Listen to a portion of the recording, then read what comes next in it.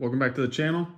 Today's video I'm going to be putting this 305 short block together. It's a vortec block. I know it's a long awaited video. I'm going to be starting with the cam bearings. It is a 880 305 block, so it's a roller block.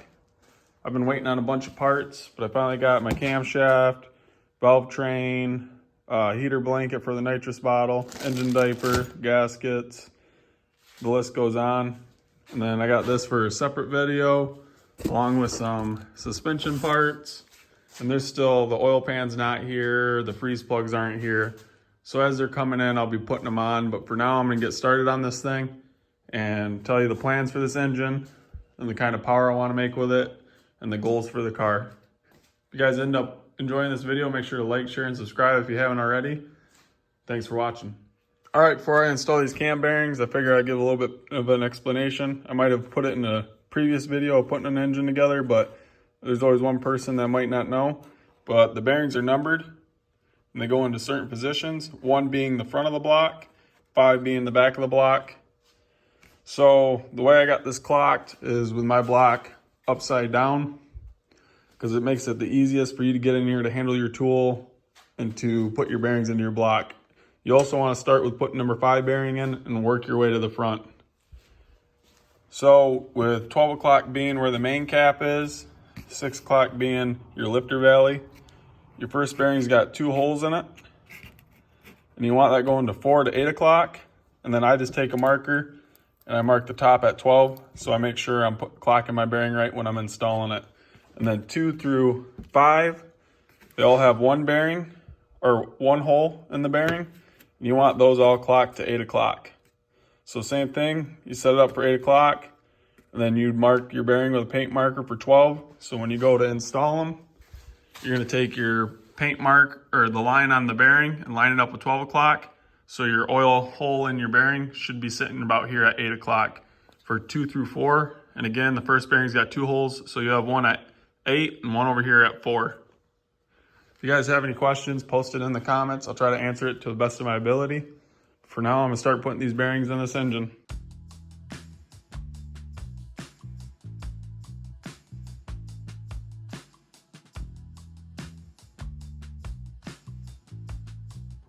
And just like that, all the cam bearings are in. 8 and 4 o'clock, 8 o'clock, 8 o'clock, 8 o'clock, 8 o'clock. And when you're knocking your bearings in, I don't know which one it was, this one right here. See some of that bearing material from when I was pressing it in is there. You want to make sure you clean your block after installing your bearings. You don't want none of that debris getting in your bearings or anywhere in your engine. All right, next I'm going to install all my freeze plugs, with the exception of the ones here in the back of the block. I won't install those until I pull the engine off the stand. But when I do that, I just use some orange RTV and lightly coat the edge and a socket that fits the freeze plug pretty decent, and I just tap them into place.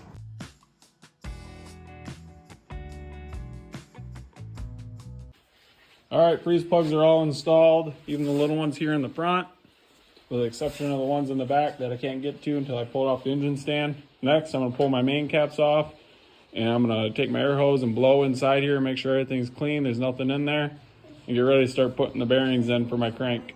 All right, pulled my main caps off. I got my new but used bearings. These were in an engine that I picked up a long time ago, and the engine was never fired. It was just rotated over. They're Clevite P-Series, I believe. The crank and the bearing are 10 under. That's why I'm using them instead of buying new ones. They're 77P bearing. I'm not saying do what I'm doing, buy new bearings, but I feel all right using these bearings. But a little note, the bearings that go into the block right here, you got your oil galley holes. So all the bearings with holes in them, like so, go into the block. And then your other bearings with no holes go into the main caps over here. So I'm gonna go ahead and put the bearings in the block and the main cap. Also note, brake clean and clean the surface of your caps and in the block. Make sure it's dry. Same thing with the cam bearings. You don't want no oil behind the bearing. Keep it from spinning. All right, and then again, you got a tang right here on your bearing, and the tang sits inside the block right here, and it goes the same for the main caps. Grooved with oil hole goes to the block, oil hole to oil hole. just like so.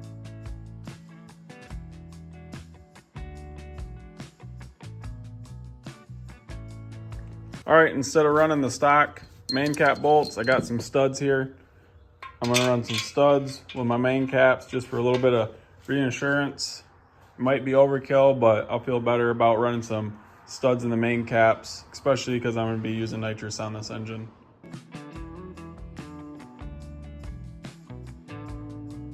Got my bearings installed, my main studs are threaded in. Now I'm gonna get ready to put some assembly lube here on these bearings and set the crank in.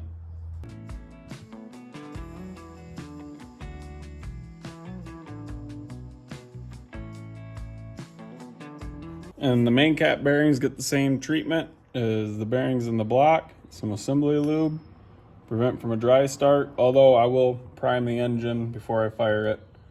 But this just kind of keeps everything nice and lubricated, and then rotating the engine and putting it together. I've marked these caps. I just hit it with a punch and dotted, knowing that this is one dot, the number one cap, 2, 3 as it goes down. And then there's also an arrow. There's a certain direction the cap has to go on the block.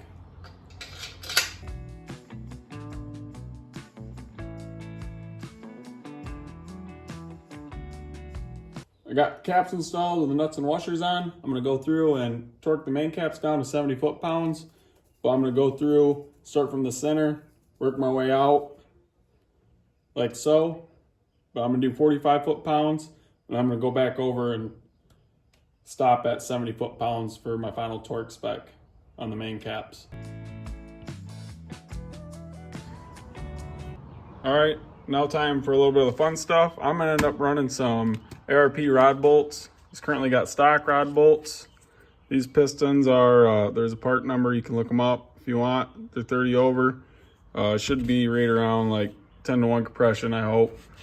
I'm going to put ARP rod bolts in it, stock rods. I believe these are Speed Pro. They're not a forged piston. I got a set of Hastings rings. I'll go through and gap these for nitrous when I get to that point. But for right now, I'm going to knock these stock rod bolts out, get my ARP hardware in there, and then move on to gapping some rings and getting these rods and pistons into the engine. So to press in my ARP rod bolts, make sure your flat side is to the flat side of the connecting rod. And I just use a 12-ton Harbor Freight bottle jack press. I'm gonna show you how I do it real quick, and then I'll move on to putting the pistons and rods into the engine.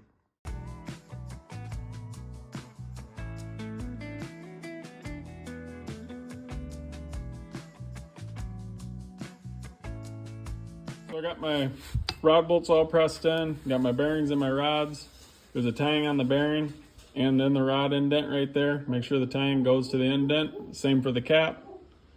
So I already installed 7 of the 8 pistons. I left this one out so I can show you how I set my gap up on my piston rings. I'll install this piston. Also, you pay attention to the rod. There's a large chamfer on this side, small chamfer on that side. Always rods are directional. The big chamfer goes to crank side, short chamfer goes to the rod. Got my piston ring installed. I gapped it to 22. There's a little formula that you can use, 0.004 to 0.006, depending on how much nitrous you're using. I just went with 0.006, just so that way I'm not limited on the rings. These are cast pistons. I don't think I'll be spraying that much nitrous, but when I get to that point and probably get greedy, it's better to not have the rings be the limiting factor. And you don't need anything special.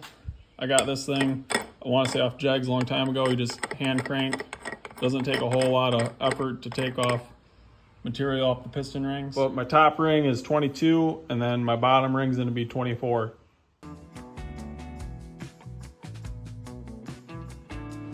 Piston rings are installed on the piston. I'm using 3/8 fuel line on my rod bolts so I don't scratch my cylinder bores or hit my crankshaft when installing the piston. Got my cheap AutoZone or O'Reilly's ring compressor. Make sure you use some assembly lube on your bearings when you install. Don't install them dry. So I'm gonna slide this down into the engine, and then I'll move on to torquing the rod bolts.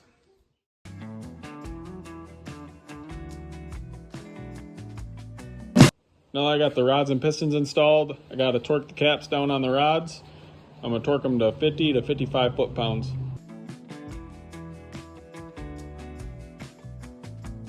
All right, so I'm getting ready to set the height of my pickup tube on my oil pump. Everything's dry fitted. I don't have the rod in there or anything. I just have it hand tightened. I slid my rear main seal on, put a few bolts in the timing cover here so I can put my one-piece oil pan gasket on and then put my oil pan on, get my measurements so I can set the height of this pickup tube. All right, so how I set the oil pickup tube distance from the bottom of the oil pan is 1/4 to 3/8 of an inch. I measure the bottom of the pan to the top of the pan, just grab a straight edge. This is just some filler rod, so it's 7.5 inches. Don't forget to have your gasket on there, or at least factor in how thick your gasket is. And then if I could do this without knocking the filler rod over, I set it to about 7.1/8 inch. So I got about 3/8 of clearance from the bottom of the pan.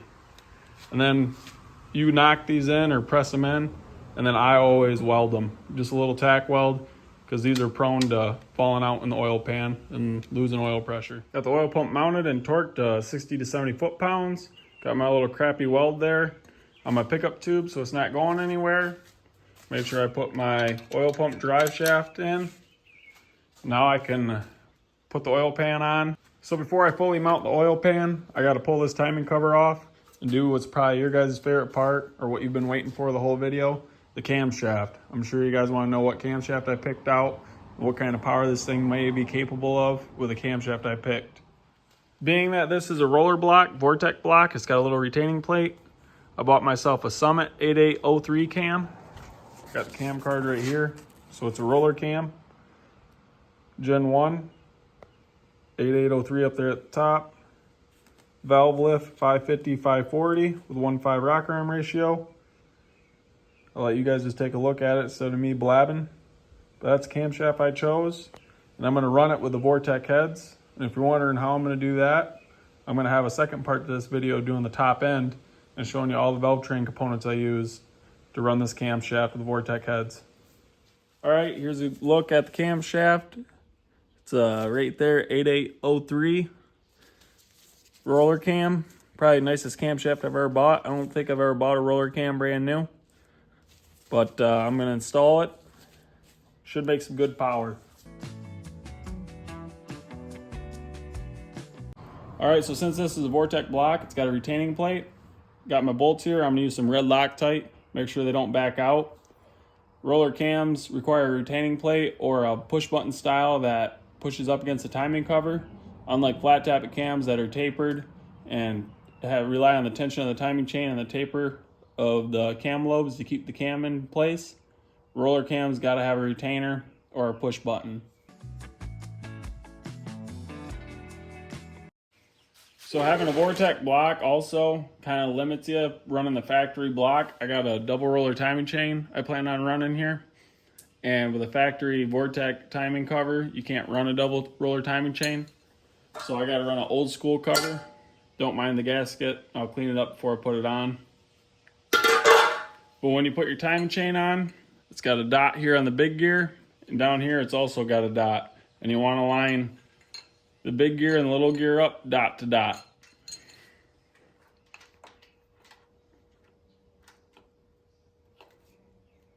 Just like so, dot to dot.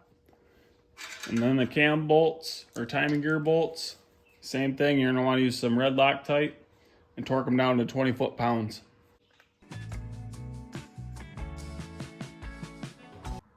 So now all I have left is to install my timing cover, put some hardware in the rear main seal and the gasket, and I can install my oil pan.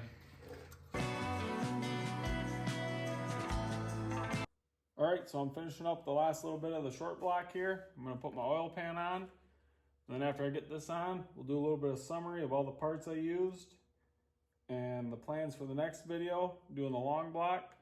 So I'm gonna go ahead and bolt this oil pan on real quick.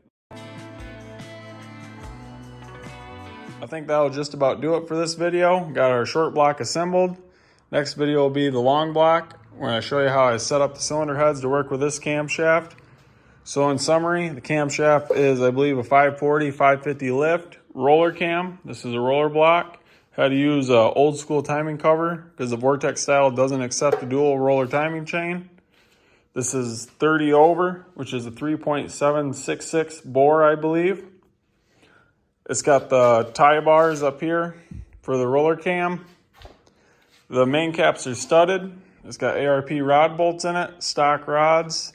And the pistons are Speed Pro. I believe these are cast aluminum. And we gapped the rings for nitrous. That's going to do it for this short block. If you guys enjoyed the video, make sure to like, share, and subscribe. And thanks for watching.